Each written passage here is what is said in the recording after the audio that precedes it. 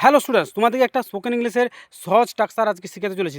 প্রথমে দেখো, যদি আমরা কোথাও কোনো কিছু ভদ্রভাবে কিছু চাই, পোলাইটলিভাবে কোনো কিছু চাই, তখন কোন স্ট্রাকচার ব্যবহার করবো? দেখো, প্রথম স্ট্রাকচারটা দেখে নাও। Subject plus would like to plus verb.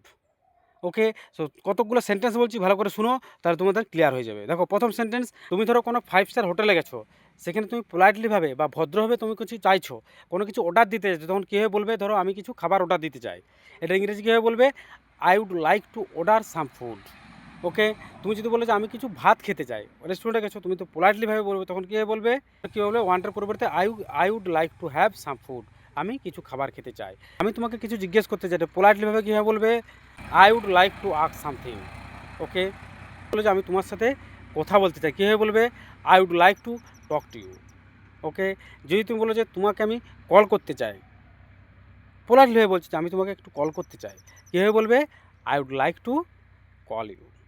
ওকে, যদি তোমাদের স্টুডেন্টস আমার ভিডিওগুলো ভালো লেগে থাকে, তাহলে লাইক, কমেন্ট এবং শেয়ার করো এবং আমার চ্যানেলটি সাবস্ক্রাইব করো।